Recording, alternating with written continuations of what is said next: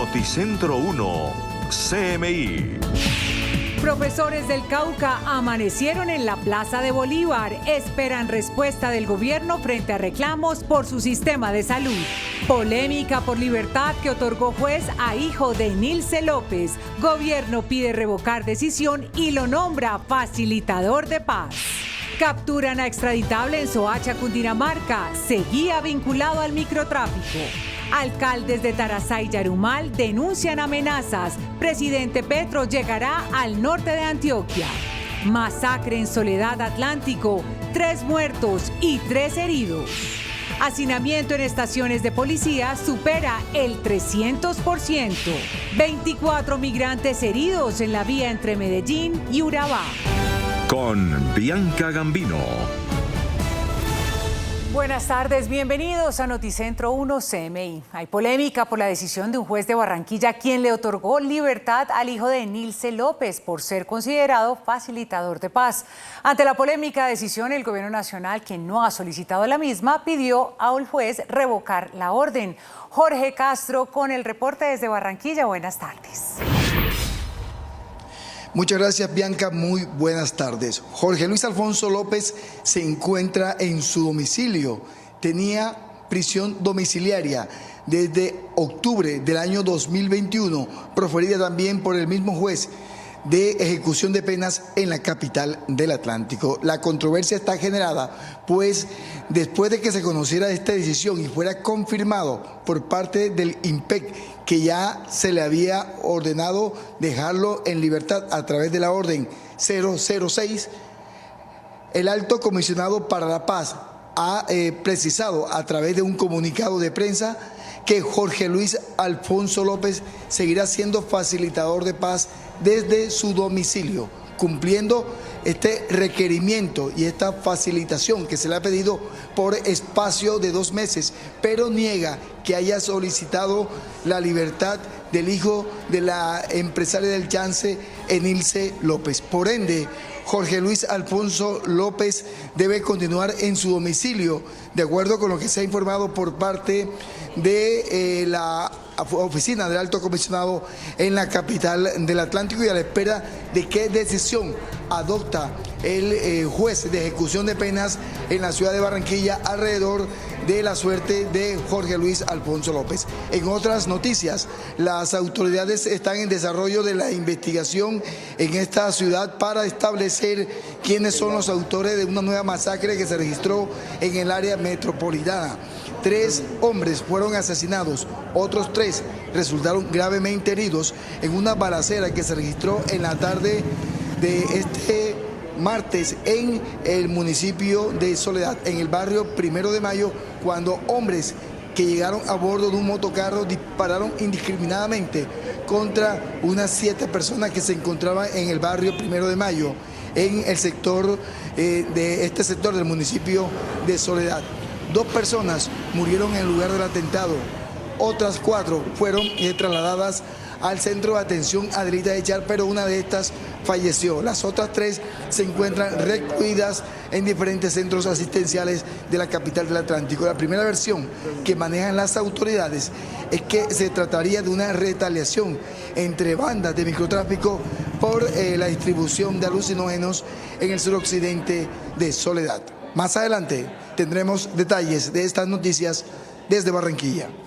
Muchas gracias, Jorge. Maestros del Cauca amanecieron en la Plaza de Bolívar a la espera de una respuesta del gobierno frente a sus quejas por el sistema de salud del que hacen parte. Angélica Arango, ¿ya hay alguna respuesta? Buenas tardes. Bianca y televidentes, muy buenas tardes. Nos encontramos justo aquí en la Plaza de Bolívar, al frente del Congreso de la República, en donde comunidades de maestros del departamento del Cauca se instalaron pacíficamente con el fin de hacerse escuchar frente a la situación que se vive en este momento en este departamento en materia de salud para los educadores. Hablamos también con el directivo de Asoinca, que da claridad frente a los motivos por los cuales en este momento están haciendo esta protesta y las razones por las cuales el día de ayer se trataron de tomar el Congreso de la República. Buscando que el gobierno nacional, en este caso los 3 ministerios que hacen parte del Consejo Directivo del FOMAC, atiendan una propuesta que Asoinca ha presentado, producto del maltrato que nos ha dado la empresa de Cosmité, la empresa de salud que nos viene atendiendo desde hace más de 20 años. ¿Cuál es la propuesta? Que nos permitan participar como una región independiente. El fondo o el consejo directivo ha determinado en este momento que va a ser la licitación 10 regiones. Entre esas 10 regiones está Cauca, Popayán, junto con el Valle. No queremos estar allí, sino que nos permitan licitar como una región 11. Bianca, y es que precisamente al contrato que hace referencia a este directivo está valuado en 10 billones de pesos que se dividen por estas regiones. Lo que se busca es administrar de buena manera esos recursos que para el Cauca significan 8.5 billones de pesos al año. Es eso, porque el intermediario lo que hace es quedarse con una ganancia significativa sin importar que está matando a la gente bajo esa negación que te explicaba. Nosotros lo que estamos buscando es, a través de una unión temporal que está conformada entre una organización, FEPROVITED, que es hermana de Asoinca, junto con el Hospital San José de Popayán, presentar esa unión temporal licitando en esa región 11 para administrar los recursos y prestarle un mejor servicio a los docentes y a sus núcleos familiares. Seguiremos monitoreando toda la situación que se vive aquí al frente del Congreso de la República en materia de salud para estos educadores. En otras noticias, desde la Cruz Roja se instaló un canal de comunicación con la Media Luna Roja en Turquía. Eso con el fin de conocer y dar paradero de algunos colombianos en este país. En estos momentos nosotros habilitamos una línea por WhatsApp para recibir las solicitudes de las personas que tienen familiares dados por perdidos o desaparecidos en Turquía. Recibimos la información sobre el lugar donde posiblemente puede estar, más o menos una geolocalización, características morfológicas, si tienen fotos también. Esta información que se recopila se sube a la plataforma que se llama FLA. En esa plataforma se direccionan todas las solicitudes de búsqueda, llega a Turquía, a la Media Luna Roja. Desde ya se conoce que algunos colombianos residentes en el país turco están desaparecidos y que sus familias aquí en Colombia ya han radicado solicitudes de búsqueda mediante la Media Luna Roja en el país. A la 1 de la tarde, ampliación de estas dos noticias. Angélica María Arango, Noticentro 1, CMI. Muchas gracias, Angélica. En el municipio de Soacha fue capturado un extraditable que se refugiaba y escondía en el municipio vecino de Bogotá, donde también cometía actos delictivos. Stic Luengas con los detalles. Buenas tardes, Stic. Bianca y televidentes, feliz tarde. Como usted lo ha señalado, fue capturado un extraditable, se escondía en el municipio de Soacha y allí tenía atemorizada a toda la ciudadanía cometiendo hartos delitos, algunos como el homicidio, el secuestro, la extorsión, y también estaba participando en hurto a apartamentos. En compañía de otras personas acostumbraban robar los residentes de conjunto residencial Los Torrentes, sobre todo cuando uno llegaba pues de los horarios laborales, acostumbraban cogerlo a uno con armas blancas, armas de fuego. No era suficiente robarle los elementos, las cosas personales como el celular, la plata, sino que tenía que colocarlo en un estado pues de indefensión, ya que lo amenazaban a uno con armas blancas, como lo digo, para quitarle los elementos. Este es el relato de una de las víctimas. También se pronunció el comandante de la policía de Soacha. La Policía Metropolitana de Soacha, como resultado de diferentes actividades investigativas, logra la captura de un sujeto de 22 años de edad, el cual es solicitado mediante circular azul de Interpol.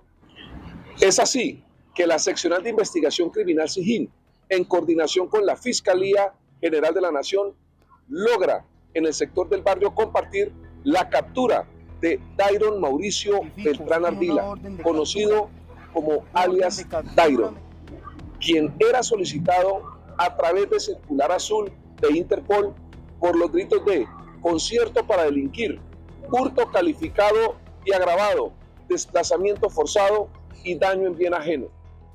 Y a esta hora también hablamos con la ministra de Ambiente, Susana Muhammad, quien nos acompaña a esta hora en vivo y en directo. Ministra, bienvenida a CMI. Hay una preocupación por los incendios forestales, aunque hay una reducción, se habla de 1.400 incendios registrados este año, 9.000 hectáreas afectadas. Bienvenida a CMI. Muchas gracias. Hacemos un llamado en esta temporada de menos lluvias a toda la ciudadanía, especialmente en el Caribe y la zona andina, que se nos han disparado los incendios forestales, a tener mucha precaución con los residuos, especialmente vidrios, colillas de cigarrillo, hacer quemas, fogatas en zonas que pueden ser propensas a incendios forestales. Pueden entrar a la página del IDEAM y diariamente estaremos publicando los puntos de calor, que son estos puntos en el país que pueden tener condiciones para que se genere un incendio forestal, para que las autoridades de gestión de riesgo territoriales en todo el país y la ciudadanía estén alertas a que no se nos conviertan estos puntos de calor en incendios. Tenemos todavía hasta el mes de abril la temporada de menos lluvias y donde todavía podemos prevenir para que no avancemos en incendios forestales que terminan irremediablemente acabando con ecosistemas tan importantes como páramos, selvas, bosques en toda Colombia. Usted hablaba del fenómeno del Niño. ¿Qué ustedes esperan desde el Ministerio de Ambiente? ¿Para qué fecha? Estamos esperando que en abril se normalice el fenómeno de la Niña.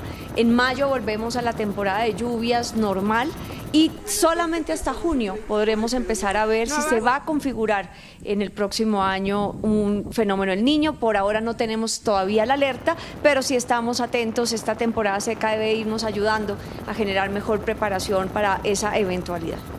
Muchas gracias, ministra. A la 1 de la tarde, más detalles de estas dos importantes noticias: la captura de un extraditable en el municipio de Soacha y lo que ha dicho la ministra, la alerta para todas las personas para prevenir incendios forestales en esta época del mes de febrero. Más adelante, con más noticias, Bianca, siga usted, Stig Luengas, en Noticentro 1 CMI. Muchas gracias, Stig. Los alcaldes de Tarazá y Yarumal denuncian amenazas por parte de grupos armados. Hoy el presidente Gustavo Petro llegará a la región. Hernán Muñoz con la información de esta noticia. Hernán, buenas tardes. Bianca, ¿qué tal? Buenas tardes para usted y para todos los televidentes. Originamos esta información en directo desde el municipio de Yarumal, en el norte de Antioquia, a unas 4 horas de Medellín. De fondo, la Basílica Menor La Merced, uno de los lugares más tradicionales de esta zona del departamento de Antioquia. Hoy se llevará a cabo un puesto de mando unificado instalado por el presidente Gustavo Petro en la institución educativa de María, también muy cerca de este lugar. La situación de orden público en el norte y el Bajo Cauca de Antioquia es muy compleja. El primero en denunciar amenazas de muerte en su contra fue el alcalde del municipio de Tarazá, en el Bajo Cauca antioqueño. Dice que le ha hecho la petición en repetidas ocasiones a la Unidad Nacional de Protección para que por favor le suministre un vehículo de seguridad, pero todavía no ha obtenido una respuesta. Allí hay una gran preocupación porque hace algunos días fueron secuestrados 3 fiscales adscritos a la dirección de Antioquia y una funcionaria del juzgado de este municipio. Además, el fiscal general de la Nación ordenó que se retirara la sede oficial de la Fiscalía y dice que se sienten muy desprotegidos en esta zona. El segundo, por razones de seguridad, es el alcalde de Yarumal, aquí en el departamento de Antioquia, y precisamente estamos con él, Miguel Peláez. Alcalde, bienvenido a Noticentro 1 CMI. ¿Cómo han sido esas amenazas? Tenemos entendido que se le ha reforzado su esquema de seguridad. Buenas tardes, un saludo para usted y todos los televidentes. Estamos en una situación compleja de orden público en este territorio que comprende Norte de Antioquia, Bajo Cauca. Digamos que en los últimos días o meses se ha incrementado este accionar delictivo en la medida que grupos armados al margen de la ley han hecho presencia en la ruralidad, han tomado escuelas, han entregado útiles escolares, y en las zonas urbanas también hemos visto cómo hay mayor avance de grupos organizados que en pro de la disputa por los territorios, el control de economías ilegales, vienen generando un ambiente como enrarecido del orden público, y desafortunadamente se han presentado muertes, homicidios en nuestro municipio. Este año llevamos 8 homicidios, una situación que nos alarma, que nos preocupa, y nosotros al estar al frente de estos temas de orden público como alcaldes, como mandatarios locales, pues somos objeto también a veces de estos mensajes intimidantes, de estas amenazas que no dejan de preocupar y que pueden poner en riesgo sin duda nuestra integridad, seguridad, a lo cual nosotros hemos estado también hablando para obtener como alcaldes, pues digamos, esa protección según lo determinen los organismos de seguridad. Yarumal es uno de los municipios donde las disidencias de las FARC visitó escuelas la semana pasada, lo vimos en unos videos difundidos a través de redes sociales. En minutos usted va a tener un espacio con el presidente Gustavo Petro. Usted también ha sido crítico con los protocolos de verificación. ¿Qué le va a pedir? Más que crítico es el llamado que hacemos nosotros a que en una situación de estas, cuando se hace compleja, nos tenemos que sumar gobierno nacional, gobierno departamental, los gobiernos locales para mirar cómo se le hace frente a esto. Y ese tema de las conversaciones, de los acuerdos, lo que hemos dicho que ellos tienen que tener un compromiso de incluir a la población civil, porque no tiene sentido hablar de cese de hostilidades si eso no conlleva a la protección de la población civil, que estén incluidos ahí. ¿Qué sentido tiene decir que hay cese de hostilidades si la población civil está siendo objeto de extorsiones, de homicidios y de otros delitos por parte de estos grupos? Entonces lo primero que hay que hacer es que lo cumplan, que se verifique y que se haga seguimiento. Alcalde, aquí lo estaremos acompañando en esta reunión de seguridad. Gracias por acompañarnos. A ustedes muchísimas gracias. En otras noticias del departamento de Antioquia, las autoridades reportaron un grave accidente en la vía que comunica Medellín con el Urabá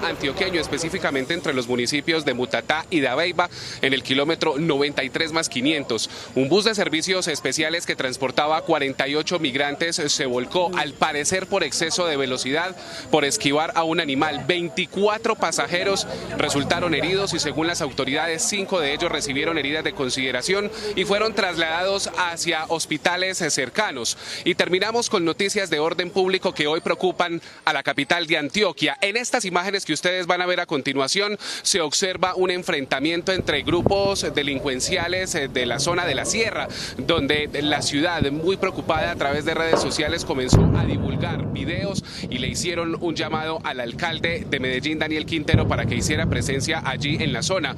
El mandatario respondió a través de un trino en Twitter, dijo que inmediatamente se puso en conocimiento esta situación de orden público, viajaron algunas personas hacia esta zona del oriente de la ciudad y no se encontraron novedades, sin embargo continúan pendientes. Recordemos que allí, especialmente en la sierra, hay una situación de orden público difícil. Allí operan algunos grupos delincuenciales organizados que en años anteriores han utilizado fusiles para sus enfrentamientos y se han dado importantes capturas. Más adelante regresamos con este cubrimiento especial, con la visita del presidente Gustavo Petro a la instalación del puesto de mando unificado en Yarumal, Antioquia. Hernán Muñoz, Noticentro 1, CMI.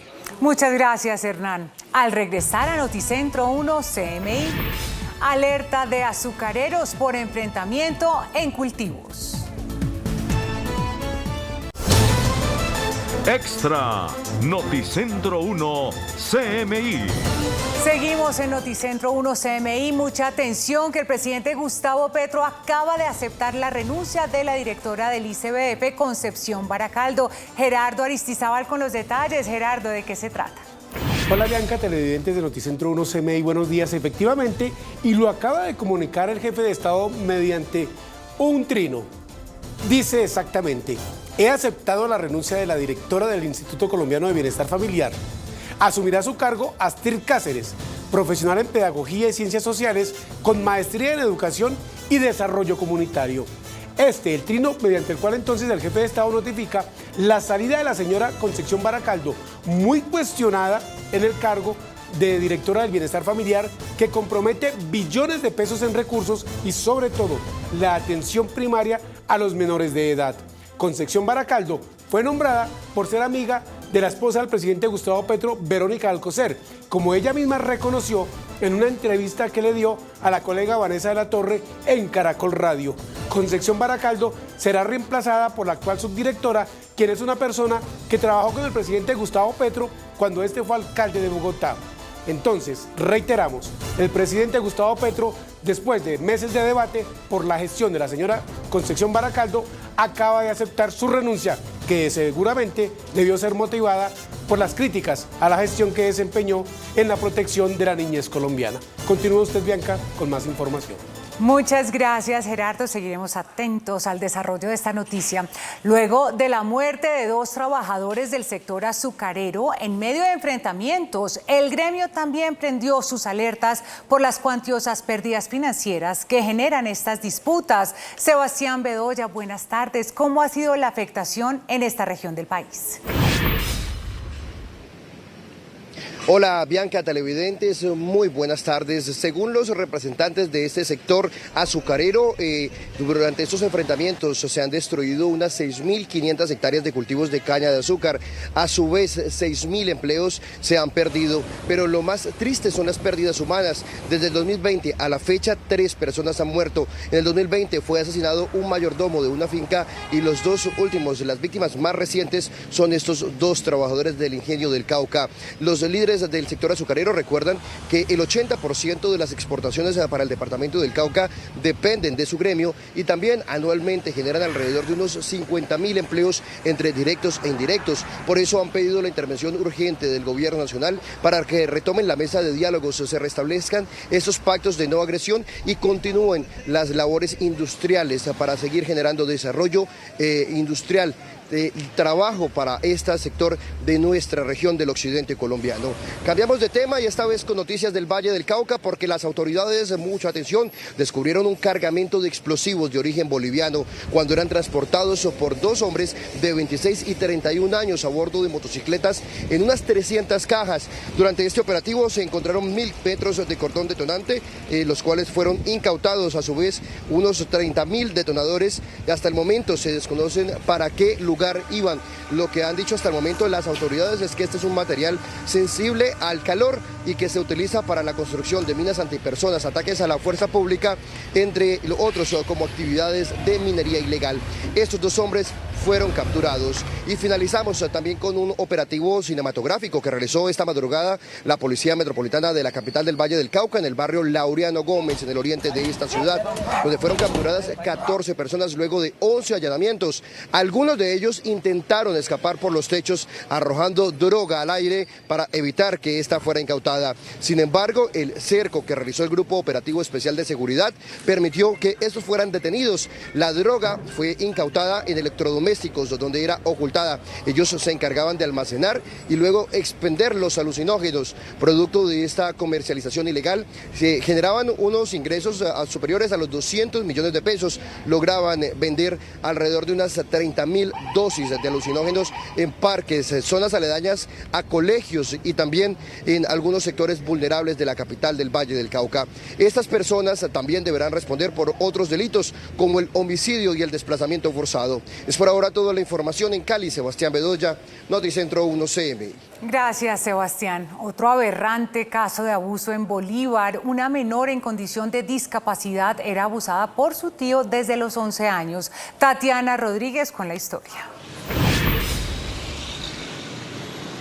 Bianca, televidentes, muy buenas tardes. Actualmente la menor tiene 16 años. Durante 5 años el propio tío la comenzó a abusar sexualmente. Han manifestado las autoridades que no solo abusaba de ella, sino que la agredía físicamente y la amenazaba para que esta menor, que presenta una discapacidad cognitiva, no contara absolutamente nada. Según la policía del departamento de Bolívar, esta investigación inició en el mes de mayo del año 2022. La menor comenzó a dar algunas señales de que estaba siendo violentada sexualmente en una fundación a la que ella asistía. Este caso se registró en el municipio de Magangué, en donde fue capturado este sujeto, este agresor sexual, por el delito de abuso sexual con menor de 14 años. Fue puesto a disposición de la Fiscalía General de la Nación y posteriormente un juez de control de garantías lo envió a la cárcel. Entre tanto, la menor fue retirada de su núcleo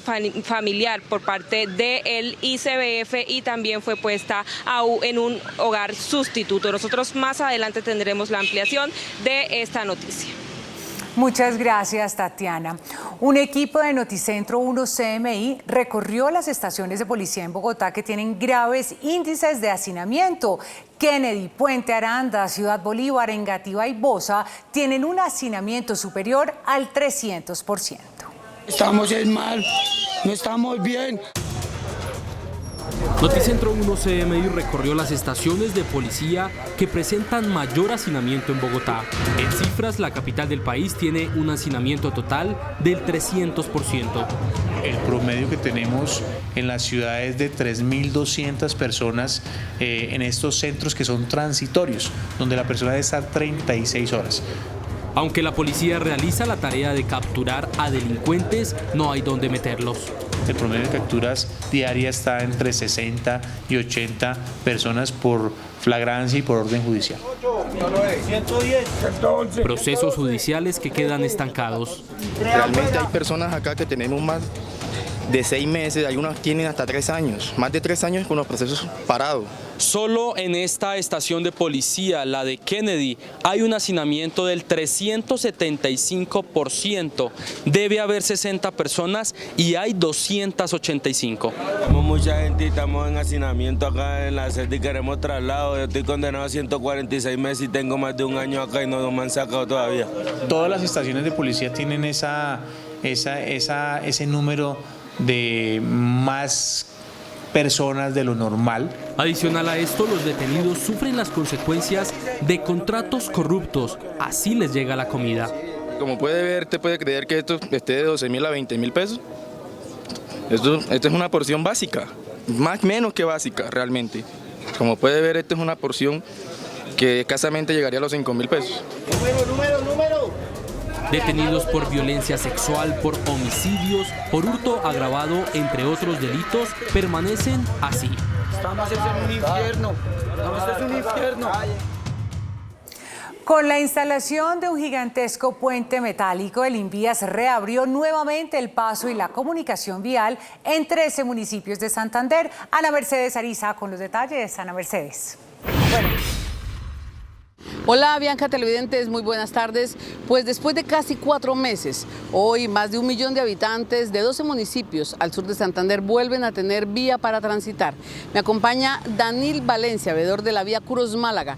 Danil, ¿este puente es la solución al problema que tienen ustedes? Buenas tardes. Buenas tardes, cordial saludo para todos. La solución provisional, la solución definitiva, esperamos los diseños fase 3 para que el Instituto Nacional de Vías proyecte un puente con condiciones más seguras, más estables, debido a que esta es una solución, como ya lo manifesté, provisional, temporal, mientras se hacen las adecuaciones técnicas y presupuestales para ejecutar un puente de mayor envergadura. Bueno, aquí ¿qué fue lo que se hizo para abrir la vía rápidamente?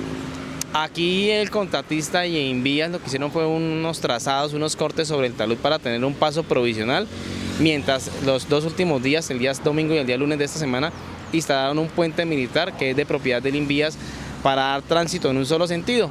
Así con eso pues se tiene mayor precaución, no se corre un riesgo tan inminente porque en ese sector fue donde ocurrió el siniestro, inclusive de la cisterna que se cayó a metros abajo. Finalmente, Danil, ¿ahí se puede pasar todo tipo de vehículos o hay restricciones? No, el puente tiene una capacidad de 52 toneladas, entonces está habilitado para todo tipo de vehículos. Es una solución, insisto, provisional, pero que nos alivia un poco las cargas de todas las pérdidas que ha tenido la región por los cierres constantes en atención a las condiciones climatológicas y la zona geográfica.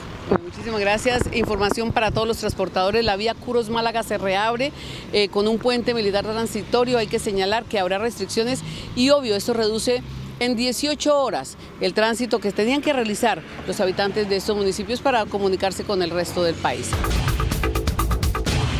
Los equipos de rescate en Turquía y Siria siguen rescatando a contrarreloj a los sobrevivientes atrapados en los escombros del potente terremoto que dejó ya más de 11.000 muertos. Las próximas horas serán claves para encontrar con vida a más personas, dado que pasado 2 días desde el sismo se reducen las posibilidades de supervivencia de aquellos atrapados cuyos gritos son escuchados por los socorristas que se enfrentan a temperaturas gélidas y ciudades convertidas en ruinas.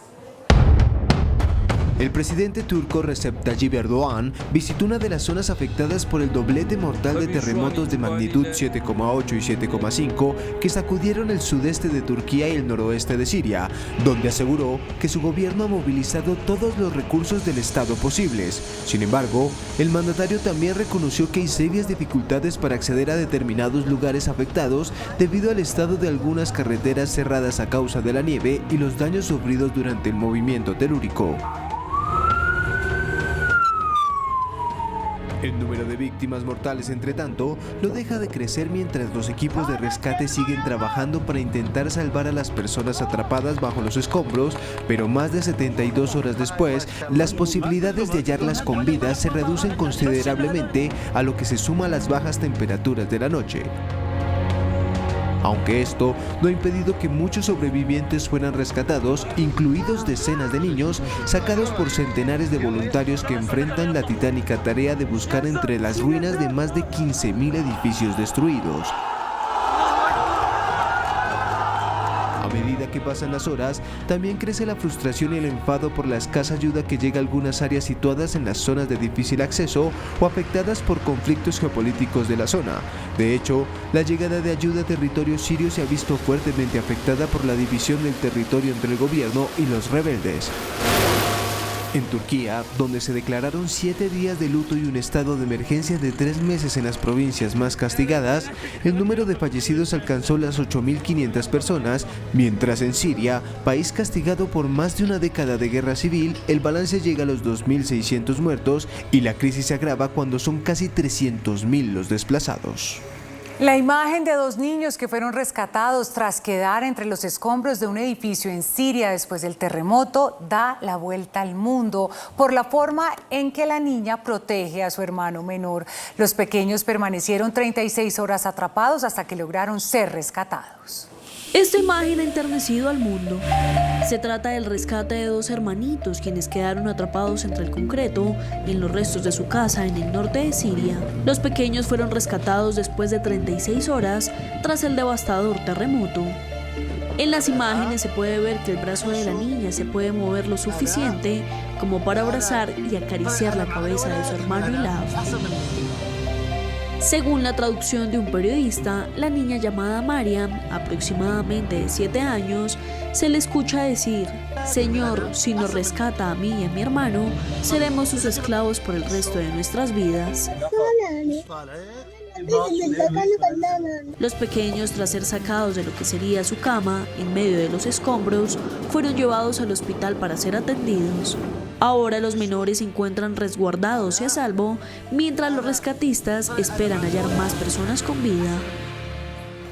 El gobierno de Chile declaró la alerta por incendios en la región metropolitana de la capital Santiago y las autoridades prevén una situación muy compleja debido a que se esperan altas temperaturas para los próximos días.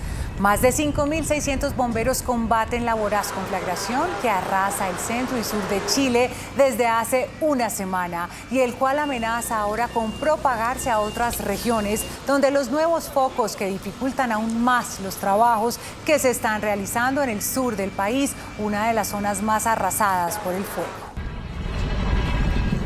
El poderoso telescopio James Webb detectó el objeto cósmico más pequeño hasta la fecha.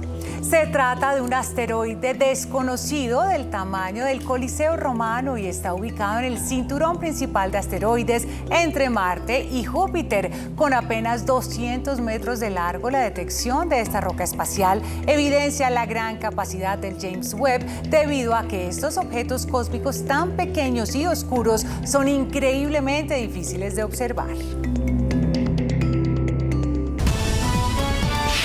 Presidente Gustavo Petro acepta renuncia de la directora del ICBF y asume la subdirectora Astrid Cáceres. Fiscalía abrirá investigación por prevaricato a juez que ordenó libertad del hijo de Enilce López. Polémica por libertad que otorgó juez a hijo de Enilce López. Gobierno pide revocar decisión y lo nombra facilitador de paz. Profesores del Cauca amanecieron en la Plaza de Bolívar. Esperan respuesta del gobierno frente a reclamos por su sistema de salud. Capturan a extraditable en Soacha, Cundinamarca. Seguía vinculado al microtráfico. Alcaldes de Tarazá y Yarumal denuncian amenazas. Presidente Petro llegará al norte de Antioquia. Masacre en Soledad Atlántico. 3 muertos y 3 heridos. Hacinamiento en estaciones de policía supera el 300%. Con Bianca Gambino.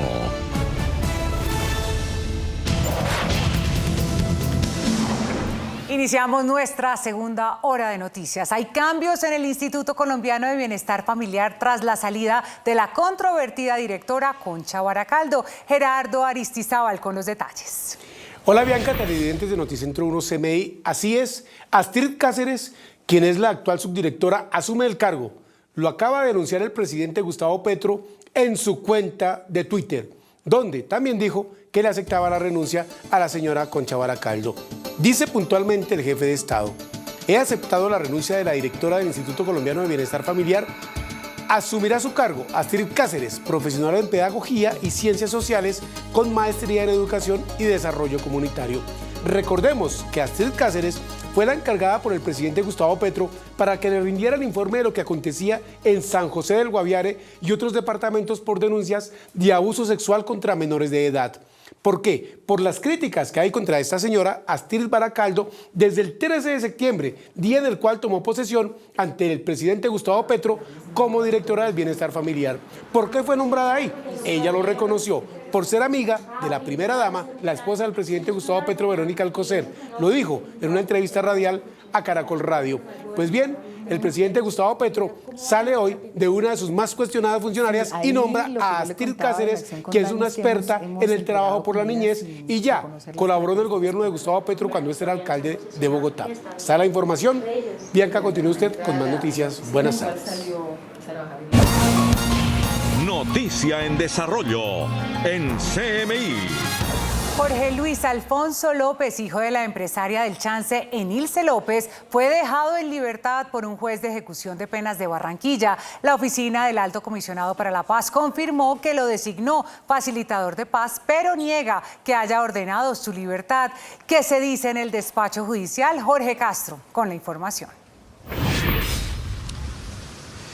Muchas gracias, Bianca. Muy buenas tardes. Estuvimos en el despacho del juez quinto de ejecución de penas de Barranquilla, Orlando José Petro, pero este no se encontraba en su despacho. Solo se ha conocido la orden de libertad, la 006, que fue emitida en las últimas horas por ese juzgado, ordenando la libertad de Jorge Luis Alfonso López, condenado a 29 años de prisión por el asesinato de un periodista en el municipio de Magangué, en el departamento de Bolívar, en el año 2005, de acuerdo con la historia que se conoce de este proceso judicial y la manera como se produjo el homicidio de este comunicador.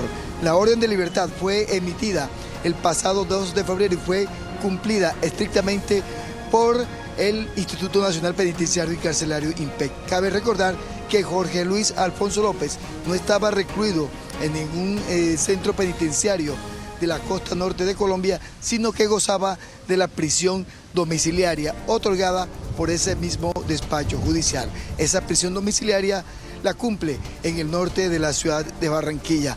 A raíz de la designación como facilitador de paz del señor Jorge Luis Alfonso López, se corrió la versión en horas de la mañana que la orden de libertad había sido solicitada inicialmente por la oficina del Alto Comisionado de Paz. Este despacho ha negado esa información en las últimas horas y ha dicho textualmente que en efecto Jorge Luis Alfonso López será y es facilitador de paz por un tiempo de 2 meses, pero que no es necesario de que quede en libertad y por lo menos debe seguir en la detención domiciliaria. En este sentido, también se ha pronunciado la Fiscalía General de la Nación, que ordenó su investigar al juez. También se ha pronunciado el Ministerio del Interior. Que el Alto Comisionado de Paz no tiene facultades para solicitar libertades ni suspender órdenes de captura, ya que esa es una facultad exclusiva del presidente de la República. No hay ningún decreto firmado, repito, no hay ningún decreto firmado que pida la libertad del señor López. Que el señor Jorge Luis Alfonso López es facilitador de paz desde su lugar de reclusión y no, óiganlo bien, no gestor de paz como se afirma en algunos medios de comunicación en forma equivocada. En otras noticias, las autoridades están investigando una nueva masacre que se presentó en las últimas horas en el municipio de Soledad, en el área metropolitana de Barranquilla. 3 hombres fueron asesinados y otros 3 resultaron gravemente heridos. Las víctimas mortales y los 3 heridos se encontraban en esta esquina del barrio 1 de Mayo cuando llegaron hombres armados disparando contra el grupo de personas. Las autoridades atribuyen el triple asesinato a una lucha de bandas por el control del microtráfico en la zona. En las primeras investigaciones nos arroja que está involucrado un motocarro en este hecho. Las personas fallecidas presentan varias anotaciones delictivas, como son porte ilegal de armas, lesiones personales y hurto calificado. Invitamos a toda la comunidad de estos barrios aledaños a que suministren información, que nos ayuden a esclarecer los hechos, llamando a la línea 123. Los heridos fueron llevados inicialmente al Centro de Atención Simón Bolívar, 2 de ellos bajo pronóstico reservado. Por la complejidad de las heridas, las personas lesionadas también fueron trasladadas en las últimas horas al Centro de Atención Adelita de Char. Noticias desde Barranquilla con Jorge Castro, Noticentro 1, CMI. Muchas gracias, Jorge. Maestros del Cauca amanecieron en la Plaza de Bolívar a la espera de una respuesta del gobierno frente a sus quejas por el sistema de salud del que hacen parte. Angélica Arango, ¿ya hay alguna respuesta? Buenas tardes. Bianca y televidentes, muy buenas tardes. Seguimos monitoreando de cerca la situación que se vive aquí enfrente del Congreso de la República con la comunidad caucana de maestros que piden una solución frente a su sistema de salud. La comunidad de maestros provenientes del departamento del Cauca, ASOINCA, no ha tenido una respuesta de parte del gobierno, a quienes pide una solución frente a los problemas del sistema de salud de los educadores. Buscando que el gobierno nacional, en este caso los 3 ministerios que hacen parte del Consejo Directivo del FOMAC, atiendan una propuesta que ASOINCA ha presentado, producto del maltrato que nos ha dado la empresa de Cosmité, la empresa de salud que nos viene atendiendo desde hace más de 20 años. ¿Cuál es la propuesta? Que nos permitan participar como una región independiente. El fondo o el Consejo Directivo ha determinado en este momento que va a ser la licitación 10 regiones. Entre esas 10 regiones está Cauca, Popayán junto con el Valle. No queremos estar allí, sino que nos permitan licitar como una región 11. Y es que precisamente el contrato del que habla este directivo está evaluado en casi 10 billones de pesos, que está dividido en las diferentes regiones. Lo que se busca es administrar de buena manera esos recursos que para el Cauca significan 8.5 billones de pesos al año. Es eso. Porque el intermediario lo que hace es quedarse con una ganancia significativa sin importar que está matando a la gente bajo esa negación que te explicaba. Nosotros lo que estamos buscando es, a través de una unión temporal que está conformada entre una organización, FEPROVITED, que es hermana de ASOINCA, junto con el Hospital San José de Popayán, presentar esa unión temporal licitando en esa región 11. Para administrar los recursos y prestarle un mejor servicio a los docentes y a su núcleo familiar. Los protestantes han estado reunidos pacíficamente realizando actividades culturales en el centro de Bogotá y precisan no tener una fecha exacta para finalizar este paro. En otras noticias, desde la Cruz Roja de Bogotá se realizó una conexión con la Media Luna de Turquía para realizar una búsqueda de los desaparecidos colombianos en este momento. Ya son varias familias que recurren al nuevo canal de comunicación entre la Cruz Roja y la Media Luna Roja en Turquía para conocer y solicitar el paradero de algunos colombianos en este país. En estos momentos nosotros habilitamos una línea por WhatsApp para recibir las solicitudes de las personas que tienen familiares dados por perdidos o desaparecidos en Turquía. Recibimos la información sobre el lugar donde posiblemente puede estar, más o menos una geolocalización, características morfológicas, si tienen fotos también, Esta información que se recopila se sube a la plataforma que se llama FLA. En esa plataforma se direccionan todas las solicitudes de búsqueda, llega a Turquía, a la Media Luna Roja. Desde ya se conoce que algunos colombianos residentes del país están desaparecidos y que sus familias aquí en Colombia han radicado solicitudes de búsqueda con esta institución. En este momento, una colombiana residente en el país es buscada por su esposo y la Embajada de Colombia. La mujer Adiyaman Isaías Hotel fue encontrada con vida, sin embargo, no es claro el hospital al que fue trasladada. Desde la Plaza de Bolívar me despido. Angélica María Arango, Noticentro 1, CMI. Muchas gracias, Angélica. En el municipio de Soacha fue capturado un extraditable que se refugiaba y escondía en el municipio vecino de Bogotá, donde también cometía actos delictivos. Stig Luengas con los detalles. Buenas tardes. Bianca y televidentes, feliz tarde, pues se trata de la captura de alias Byron, un extraditable quien se escondía en el municipio de Soacha, Cundinamarca. En ese lugar este sujeto estaba provocando temor y zozobra porque estaba cometiendo múltiples delitos, entre estos homicidio, extorsión agravada y también algunos hurtos. En compañía de otras personas acostumbraban robar los residentes de conjunto residencial Los Torrentes, sobre todo cuando uno llegaba pues de los horarios laborales, acostumbraban cogerlo a uno con armas blancas, armas de fuego. No era suficiente robarle los elementos, las cosas personales como el celular, la plata, sino que tenía que colocarlo en un estado pues de indefensión, ya que lo amenazaban a uno con armas blancas, como lo digo, para quitarle los elementos. El relato de una de las víctimas también se pronunció el comandante de la policía del municipio de Soacha. La Policía Metropolitana de Soacha, como resultado de diferentes actividades investigativas, logra la captura de un sujeto de 22 años de edad, el cual es solicitado mediante circular azul de Interpol.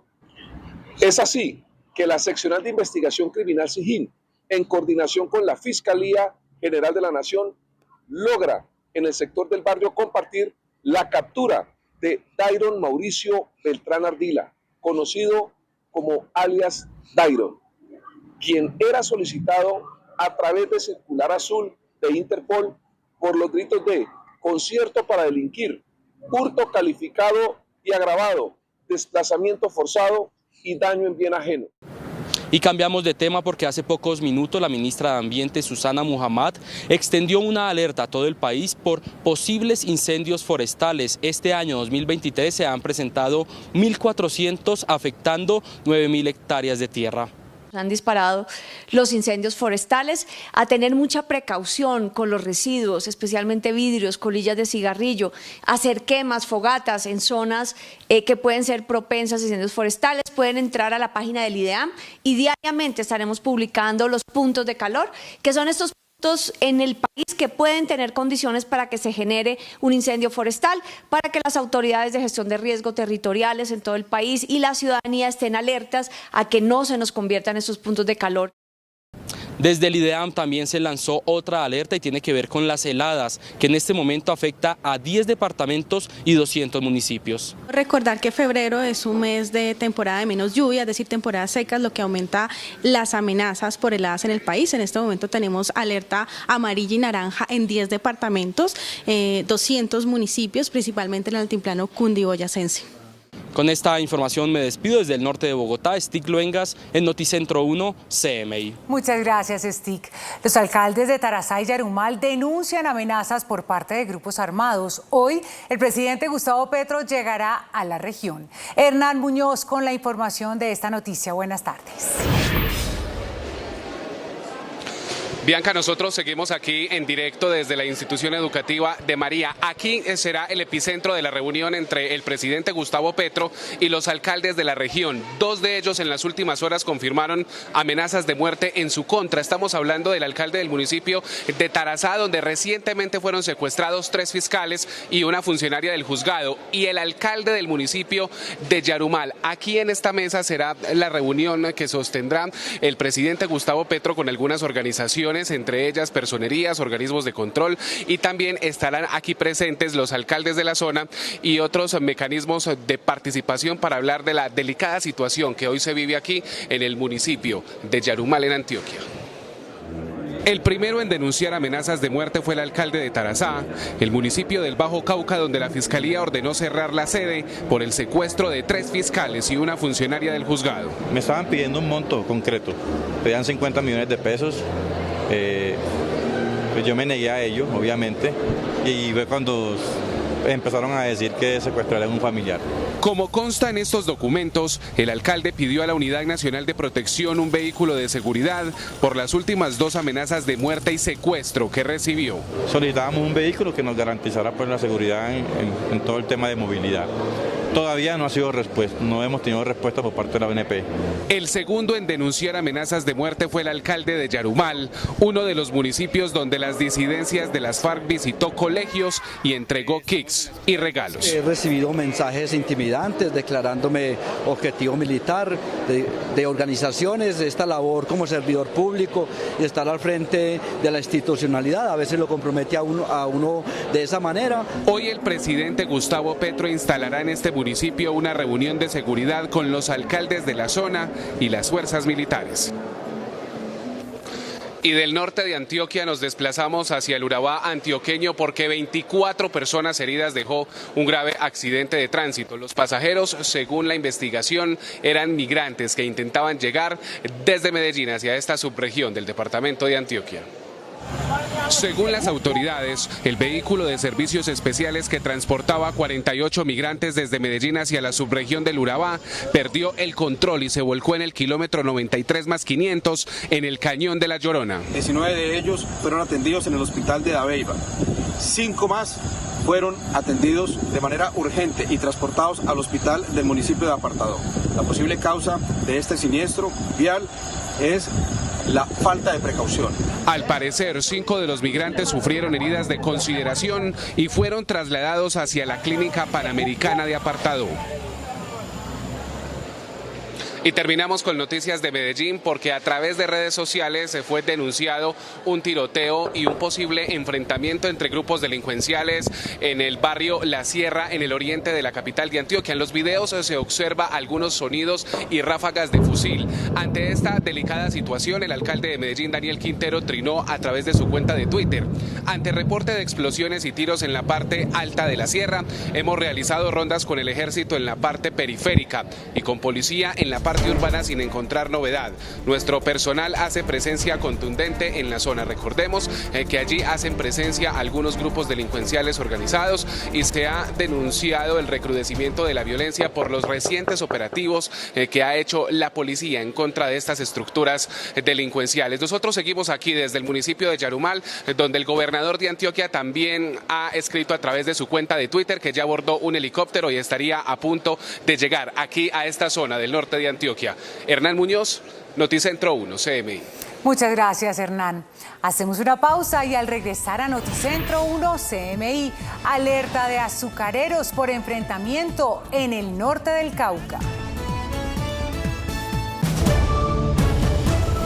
Seguimos en Noticentro 1 CMI. Los obispos colombianos siguen reunidos en Bogotá y hoy dedicaron sus deliberaciones a tratar la crisis de cambio climático en el Amazonas. Desde la sede del episcopado informa Carlos Ruiz. Carlos, buenas tardes. ¿Qué tal? Muy buenas tardes. La Conferencia Eclesial Amazónica denunció hoy que el cambio climático se está sintiendo con rigor en esta región, hasta el punto de que el río Amazonas ha bajado varios metros su nivel. Y los ríos que son afluentes desde Brasil, Colombia, Perú y Ecuador también se están prácticamente desecando. Por eso hace un llamado urgente a los gobiernos para que tomen medidas efectivas para proteger la región amazónica, ya que sus problemas se están sintiendo hasta en el Canadá. Solitos no podemos. Todo está interconectado, decíamos. Y si en uno de los países se cuida y en el otro no, pues el daño sigue creciendo. Yo creo que sí, que se hace necesario, tienes toda la razón, se hace necesario superar fronteras, superar ideologías, poner por encima el cuidado de la vida que tiene consigo la Amazonía y todos los beneficios que como ecosistema de vida nos ofrece. Están notando claramente el cambio climático, están notando que sus terrenos ya no son aptos para X cultivos y tienen que cambiar los cultivos, depende de la altitud, precisamente por todo el cambio climático. En otras zonas las poblaciones están viendo afectadas pues, por todo lo que está suponiendo el deshielo de los glaciares. En el Caquetá se ha ido gestando también con el Comité de Ganaderos de ir dando el giro a una ganadería silvopastoril, donde se pueda trabajar precisamente el que la ganadería sea amigable con el medio ambiente y que no haya tanta tala indiscriminada en función ni siquiera de la misma ganadería, ir haciendo más óptimos los potreros y los territorios que ya se han deforestado para no seguir con esa tala indiscriminada. Los obispos colombianos de la región amazónica también le pidieron al gobierno del presidente Gustavo Petro que ponga en práctica su anunciada política de sustitución de cultivos para atender a una gran población que necesita urgentemente cambiar las plantaciones de hoja de coca por alimentos. Con Carlos Ruiz desde la Conferencia Episcopal Colombiana, Noticentro 1 CMI. Gracias, Carlos. Son incalculables las pérdidas para el sector azucarero que dejan las continuas disputas de tierras en el norte del Cauca entre comunidades étnicas y trabajadores. Sus representantes gremiales han pedido con urgencia intervención del gobierno nacional. Sebastián Bedoya, buenas tardes. ¿Cuántas hectáreas de cultivo han sido destruidas por estos enfrentamientos?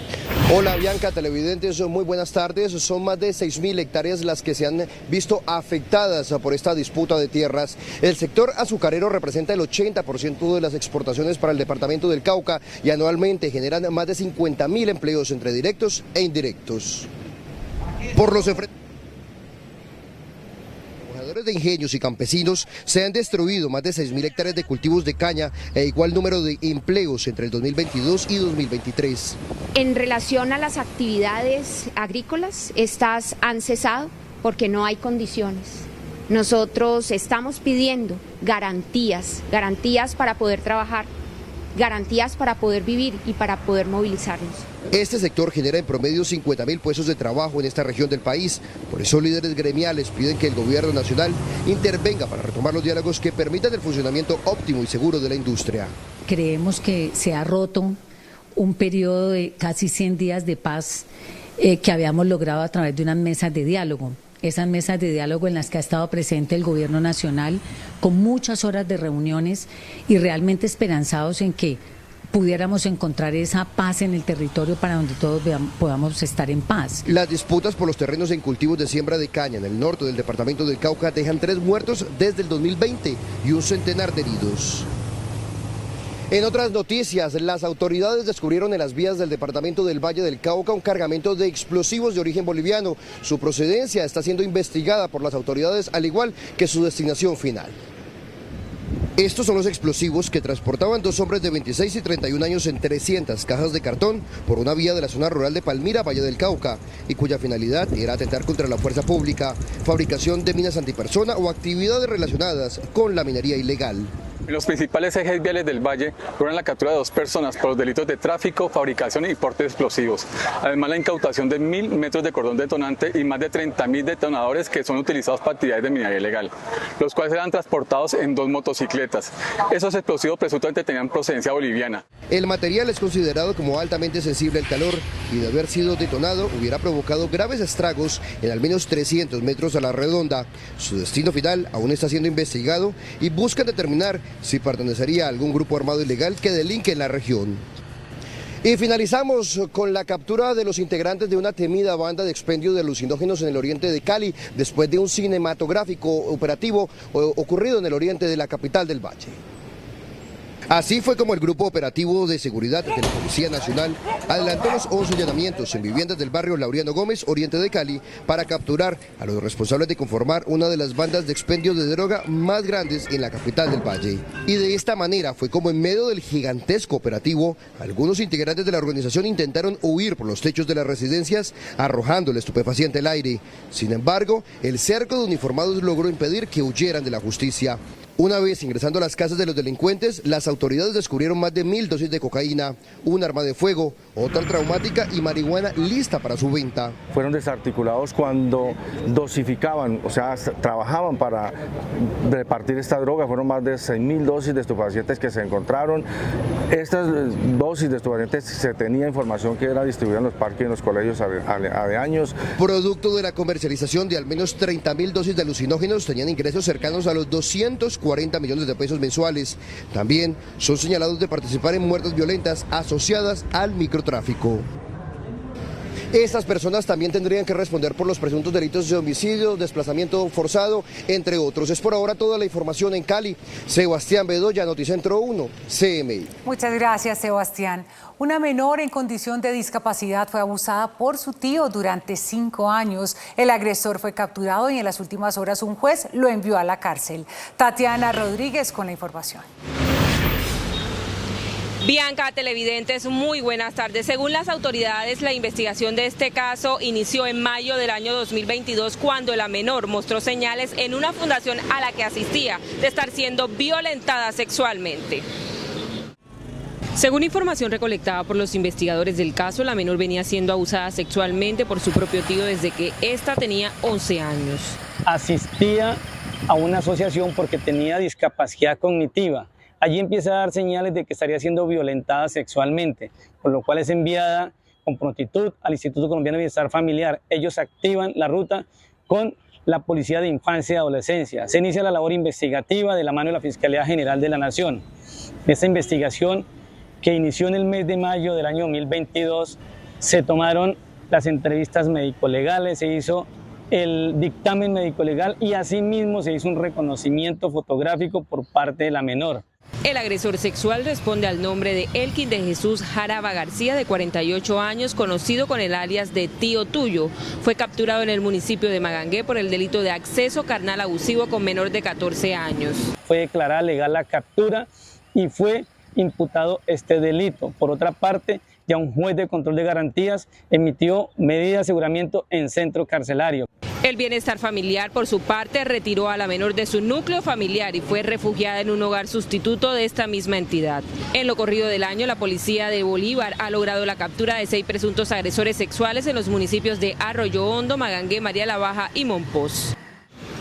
De acuerdo con la policía del departamento de Bolívar, se han presentado durante este año más de 16 denuncias de agresión sexual en contra de menores de edad. Por ahora, esto va la información desde Cartagena. Tatiana Rodríguez para Noticentro 1 CMI. Feliz tarde. Gracias, Tatiana. Las unidades de reacción inmediata de la Fiscalía tienen una sobrepoblación de más de 14.000 personas, un hacinamiento del 170% según cifras de la Defensoría del Pueblo.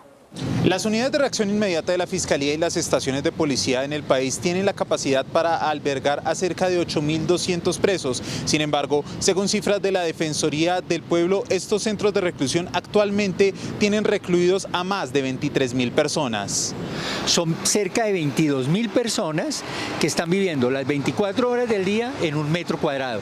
Algunos de ellos llevan meses y algunos llevan años en esa situación. Actualmente estos sitios tienen un hacinamiento del 171%, por lo que el gobierno impulsará con Asocapitales la ampliación y fortalecimiento de las URIs y las estaciones de policía, que tendrían que ser usadas solo como lugares de paso, no obstante son empleadas hasta para recluir condenados. Estarían allí máximo 36 horas y como digo, hay personas que llevan meses e inclusive algunas pocas que llevan años en esa situación, en unas condiciones completamente infrahumanas. La sobrepoblación en estos centros de detención supera las 14.000 personas y en lugares como Riohacha hay centros de reclusión con 2.000% de sobrepoblación. Todos los padres deseamos que nuestros hijos coman perfectamente, pero sabemos que no siempre sucede así. De hecho, en mayor o menor medida, la mayoría de niños atraviesa por rachas de inapetencia o mal comer.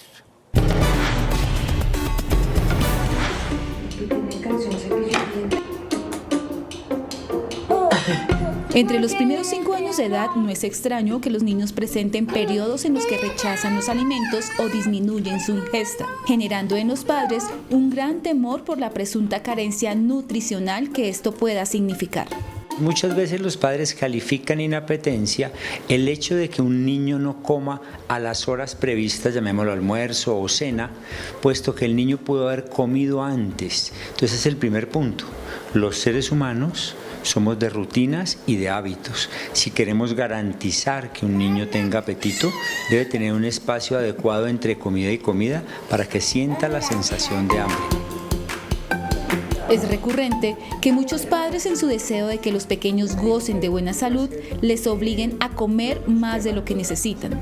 El alimentarse, el comer, es un acto que produce gratificación al ser humano. Tan es así que cuando nosotros los adultos queremos hacerle una atención a alguien, decimos, invitémoslo a comer. Entonces es un mensaje muy importante para todos los padres y niños, es comer es un placer. Comer no es un deber. Entonces es muy importante. Si el niño no desea comer, es preferible esperar a que tenga hambre, pero nunca cambiarle una comida principal por un alimento alterno, porque el niño aprende muy rápido. Estos periodos se consideran fisiológicos y transitorios, sin mayor trascendencia para la salud del menor. Por eso se recomienda a los padres hacer un acompañamiento paciente y respetuoso del proceso mientras se ofrece un menú variado, saludable y equilibrado. El presidente de Ucrania, Volodymyr Zelensky, llegó al Reino Unido en una visita oficial, pero que tomó a muchos por sorpresa y el cual fue aprovechado por el mandatario para reiterar su urgente llamado a los aliados occidentales a darle las armas necesarias para enfrentar a Rusia cuando Kiev espera una gran ofensiva para el inicio de la primavera. En su segundo viaje al exterior desde que comenzó la invasión rusa, el presidente ucraniano Volodymyr Zelensky aterrizó en Londres en una sorpresiva y rápida visita para reiterar su petición a los aliados occidentales para el envío de cazas de combate que hagan frente a la devastadora aviación rusa. Durante una reunión con el primer ministro británico Rishi Sunak, quien recibió con un abrazo a Zelensky, el líder ucraniano subrayó la importancia de recibir las armas necesarias de los aliados para detener la ofensiva rusa y liberar todos los territorios temporalmente ocupados. Después, frente a los parlamentarios reunidos en un abarrotado Westminster Hall, la enorme sala donde estuvo la capilla ardiente de la reina Isabel II en septiembre, el mandatario insistió en que estas deben incluir aviones de combate. Remarkable results, and we must make every effort to turn our achievements into the foundations of the future global security.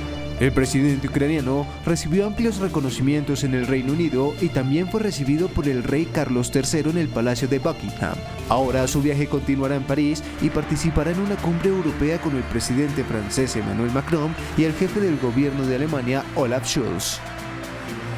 Un equipo internacional de investigadores encontró sólidos indicios de que el presidente ruso Vladimir Putin aprobó el suministro de armas antiaéreas pesadas a los separatistas ucranianos que derribaron el vuelo MH17 de Malaysia Airlines en 2014 con un misil ruso. El Boeing 777 que cubría la ruta Ámsterdam-Kuala Lumpur fue derribado el 17 de julio de 2014 por un misil Buk de fabricación soviética cuando sobrevolaba la región del Donbass en el este de Ucrania, que ya estaba ampliamente controlada por los separatistas prorrusos.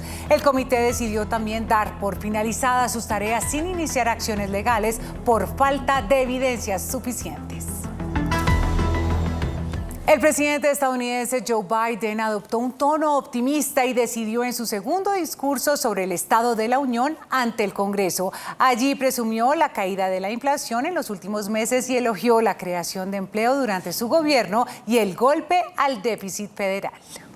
El presidente de Estados Unidos, Joe Biden, pronunció este martes desde el Congreso su segundo discurso del Estado de la Unión, donde destacó terminar el trabajo de reconstruir la economía. Durante 1 hora y 15 minutos, Biden mostró una nación mejorada respecto a la que él tomó hace 2 años, de una economía tambaleante a otra próspera con nuevos puestos de trabajo, de una nación paralizada y cansada de pandemias a otra que ahora ha vuelto a abrir sus puertas y una democracia que ha sobrevivido a su mayor prueba desde la guerra civil. Inflation has been a global problem because the pandemic disrupted our supply chains, and Putin's unfair and brutal war in Ukraine disrupted energy supplies as well as food supplies, blocking all that grain in Ukraine. But we're better positioned than any country on earth right now. Biden también advirtió que si China amenaza la soberanía de Estados Unidos, actuará como ya lo ha hecho, en clara alusión al derribo del globo espía que sobrevoló el territorio la semana pasada. I'm committed to work with China where we can advance American interests and benefit the world, but make no mistake about it. As we made clear last week, if China threatens our sovereignty, we will act to protect our country, and we did. Durante el discurso, un intercambio particularmente tenso ocurrió cuando Biden acusó a los republicanos de querer cancelar el seguro social y el Medicare como parte de las negociaciones en curso sobre el aumento del límite de la deuda. En ese momento, el presidente recibió algunos abucheos y gritos dispersos. El mandatario también fue inusualmente combativo en algunas ocasiones y se mostró muy agradable en otras, sentando las bases para el anuncio de su campaña de reelección en 2024. Funcionarios de inteligencia estadounidense creen que el globo chino recientemente derribado en su espacio aéreo hace parte de un extenso programa de vigilancia dirigido por el ejército del gigante asiático. La retórica entre Estados Unidos y China se endureció significativamente después de que el ejército estadounidense derribó un globo que Washington ha catalogado de espía, mientras Pekín insiste que se trata de un aparato meteorológico que se desvió de su curso. Según el diario The Washington Post, servicios de inteligencia de Estados Unidos creen que el globo espía chino que atravesó su territorio la semana pasada forma parte de un vasto programa de vigilancia aérea del ejército del gigante asiático con el que recopiló información sobre activos militares en varios países. Para funcionarios estadounidenses, lo que han hecho los chinos es tomar una tecnología increíblemente antigua y básicamente unirla con comunicaciones modernas y capacidades de observación. Mientras el gobierno chino incluso rechazó la petición de Estados Unidos para una llamada con el Pentágono como una solemne protesta por la reacción exagerada de la Casa Blanca, advirtiendo que China se reserva el derecho de utilizar los medios necesarios para hacer frente a situaciones similares. Aquí Noticentro 1 CMI, a continuación Lo Sé Todo y a las 8 de la noche una nueva emisión de noticias. Feliz tarde.